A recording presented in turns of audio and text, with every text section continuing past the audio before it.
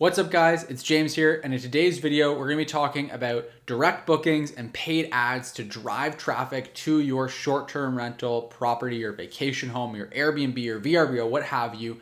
And I'm going to talk about whether or not it's worth it from a time and money perspective to focus on either direct bookings or running paid ads to drive direct bookings to your short-term rental.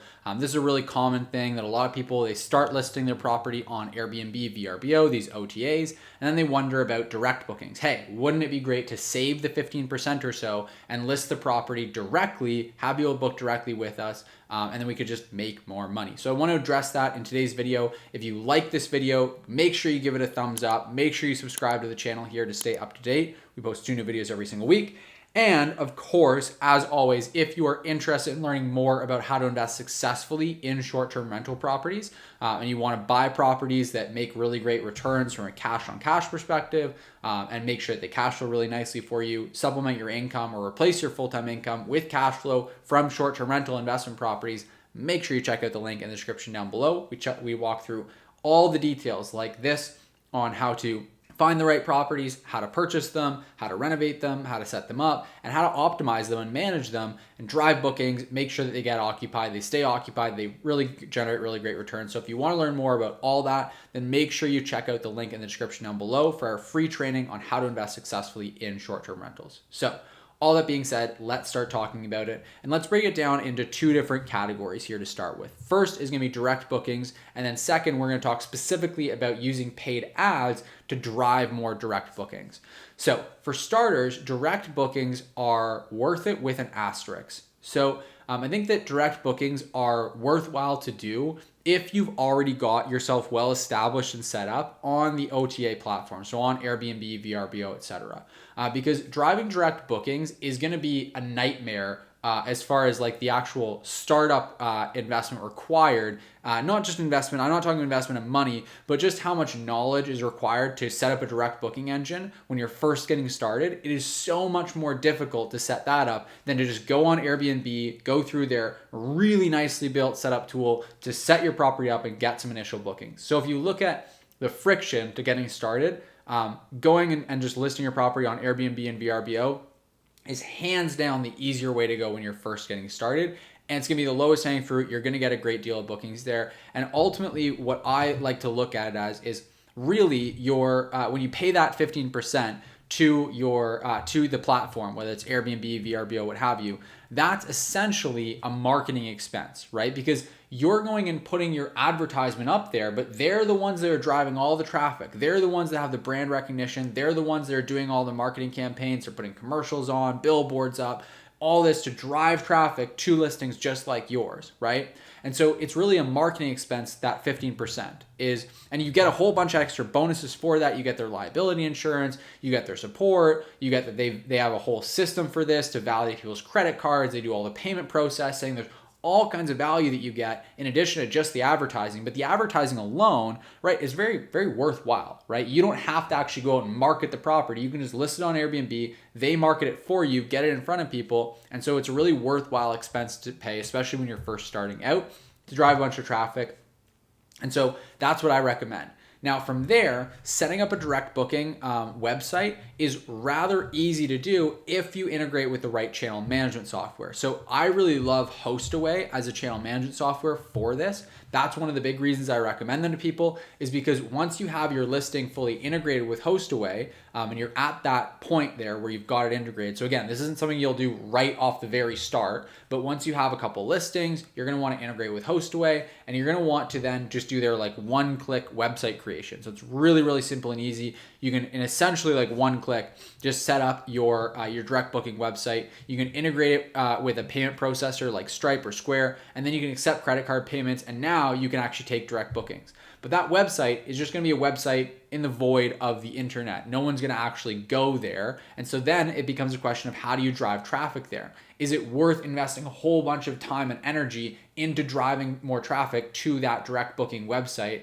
Not really, honestly. It's just not. Because if you think about it, what are you going to get a better return on your investment from doing? You know, working at whatever active income you have that's generating you your income, or investing in more properties, like finding better deals, going and finding joint venture partners so you can scale more, going and buying more properties that are going to give you massive leverage, or driving a few, direct bookings to the website, learning how to run paid ads, learning how to do all that so you can make a couple extra $100 a year, right? Maybe it's a few $1,000s extra a year that you're going to make by driving direct bookings. Really not that high leverage for the amount of time and energy that's going to be required. And there's also financial downside risk, right?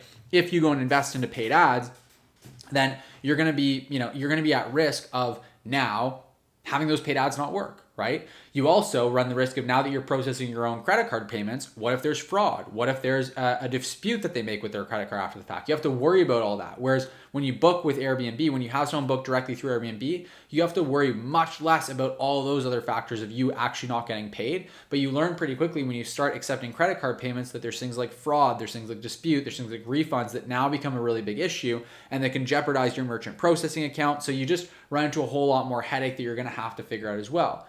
You then also have to worry about, okay, how do we make sure that guests book with us? They have the right expectation set. You have to do all that, whereas Airbnb largely establishes that for you. So there's just a whole bunch more moving pieces once you start taking direct bookings. So I don't really recommend going and outwardly marketing yourself too aggressively for that. If you want to start an Instagram account, things like that, sure, that's a really nice way to highlight the property, get an organic following, not invest a bunch of money into it, and get some direct bookings from that, right?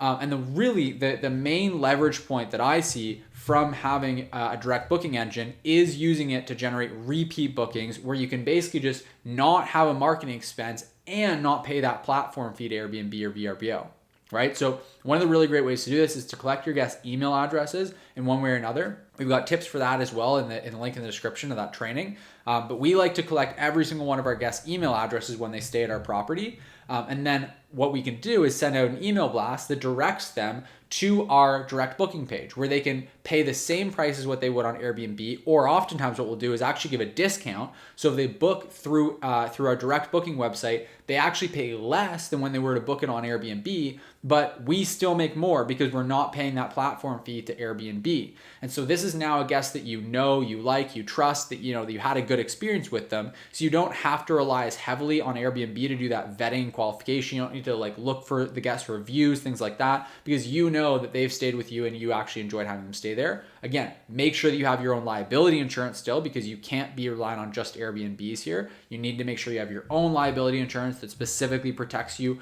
for short-term rentals as a use case. And that goes for whether or not you're using your own direct booking channel. But then what you can do is send out these email blasts to give people a discount on staying with you as a repeat guest, and you still make more money because you're cutting out that platform as a middleman. So that's what I really like to do, because it's just so easy to do. It's such low-hanging fruit. We have an automated system set up for how we collect our guests' email addresses and get them to provide their email address every time they stay with us. We can set up automated emails that go out to them after their stay, promoting for them to rebook. And so the whole process, the whole thing can be set up in just a couple of hours. It can be completely automated, and it'll get us some repeat bookings, save us some money.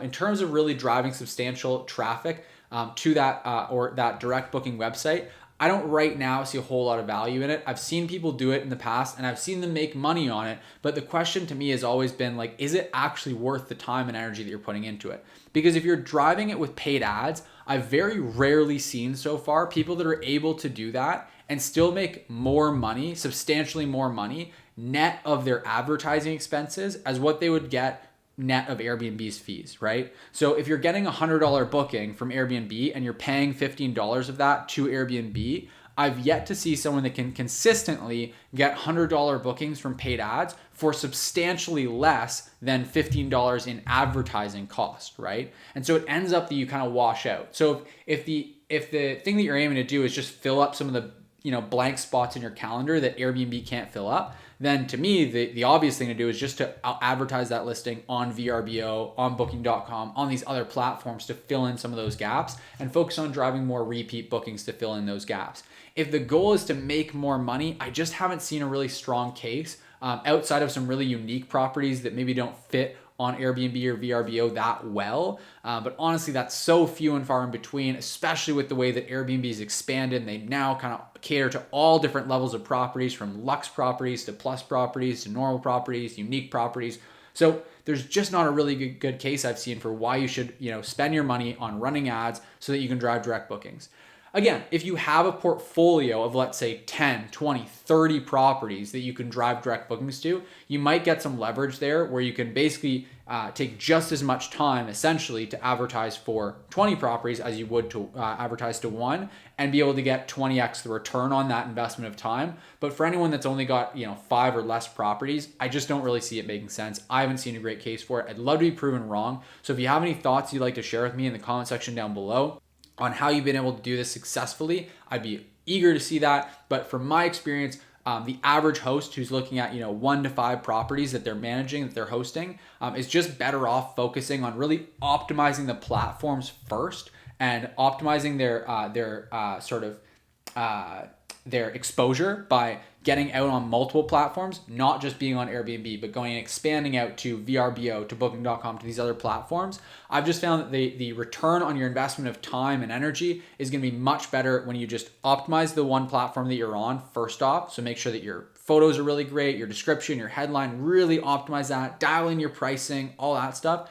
Then focus on expanding out to multiple platforms so you can get more exposure, more demand for the property, optimize those platforms, then introduce a direct booking website and try to get repeat bookings from your repeat guests. At that stage, if you've got a bunch of properties, it may make sense in some rare kind of niche scenarios to really focus on using paid ads to drive bookings. But I just have seen it be the case so rarely that I don't generally recommend it. So I know a lot of people have been curious about that. A lot of people have asked me about it and asked me my thoughts about it. I don't think it's a bad thing to do. I just don't think it's the best use of your time and your energy. Again, that's just my thoughts. Let me know yours in the comment section down below. And again, there's a link in the description down below for a free training on how to invest successfully in short-term rental properties. So if you want to learn more about that, then just check out the link in the description down below. Check out that free training. I'd love to help you with that process. If you like this video, make sure you give it a thumbs up.